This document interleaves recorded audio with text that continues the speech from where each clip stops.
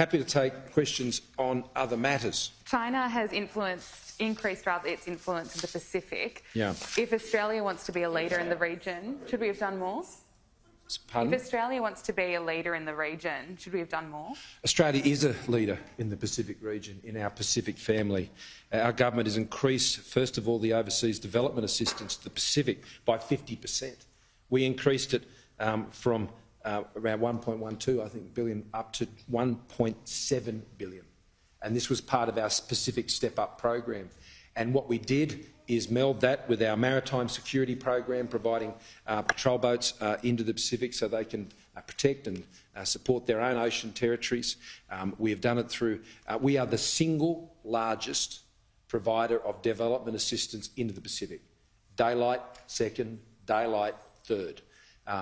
And through the course of the pandemic in particular, that has been our first and primary focus beyond our own shores.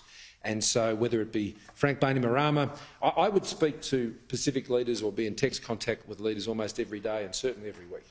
And we are constantly in discussions about the many challenges they face, whether it's the volcanic explosion in Tonga recently, whether it was the measles epidemic that we saw up in Samoa where we sent in our medical teams, whether it has been the many challenges we've faced up in Papua New Guinea, and even now the training bases for emergency service operators and those involved in peacekeeping missions up there near Lautoka, the BlackRock facility we put in Fiji, the Pacific Finance Initiative, some $1.5 billion. We have led in the Pacific, but I think events that you've seen most recently, I think only highlight the constant pressure and the constant push that is coming into the region from interests that are not aligned with Australia's and not aligned with those of the Pacific more broadly. I mean, we completed a 2017 bilateral security treaty for the first time back in 2017 with the Solomons. We deployed more than 200 AFP defence and DFAT personnel in the Solomons, and not for the first time. Not for the first time. Whenever there is a crisis or an issue to be dealt with in the Pacific region, the first call that's made is to Australia, because they trust us to be able to come and support them and do it in a way which is respectful of their culture and respectful of their history, and they see Australia as family, as they do New Zealand. And we work very closely, Prime Minister Ardern and I, in aligning our Pacific engagement with the region, and the rest of the world knows that. The rest of the world, our partners and our allies, understand that it's Australia working together with New Zealand, understand what's happening in the Pacific. Now, there are others who may seek to pretend to influence and to seek to get some sort of foothold in the region, and we're very conscious of that, and that's why we've been doing that work.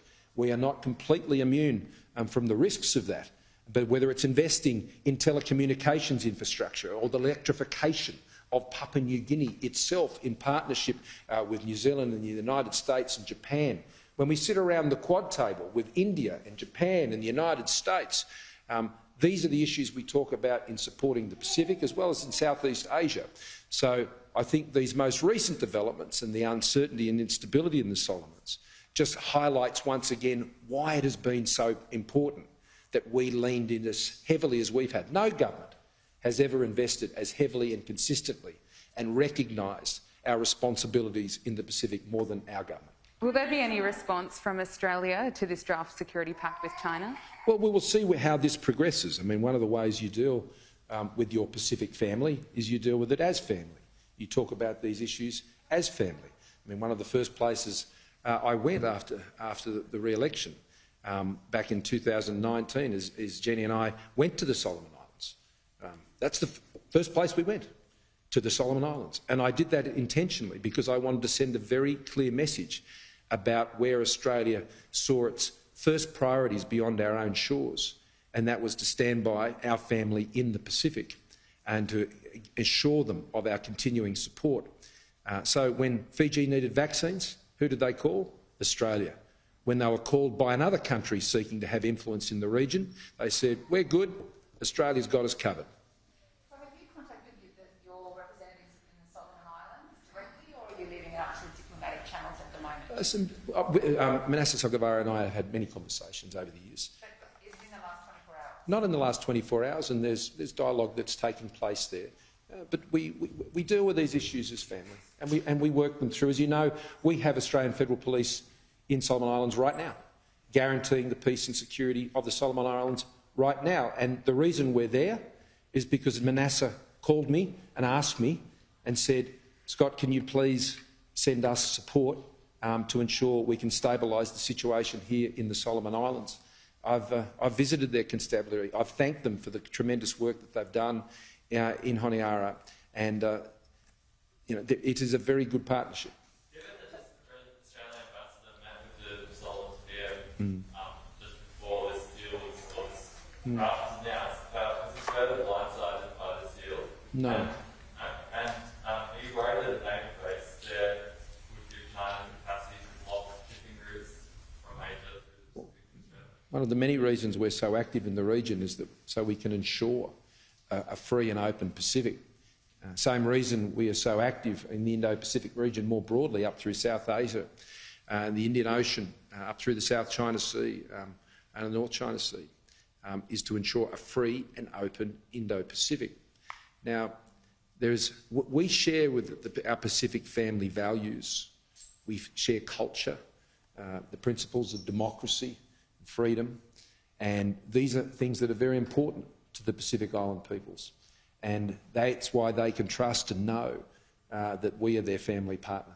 Prime Minister. Last question. Prime Minister, as we speak, there is a group of school children gathered outside the Kirribilli House for the school strike for climate. What is your message to these children, and should they be at school today? My message to them is, as a government, we've taken the challenge of climate change seriously. Australia has reduced its emissions by around 20%. And I think it's important as young people are growing up and have an understandable, keen interest in this issue because it affects their futures.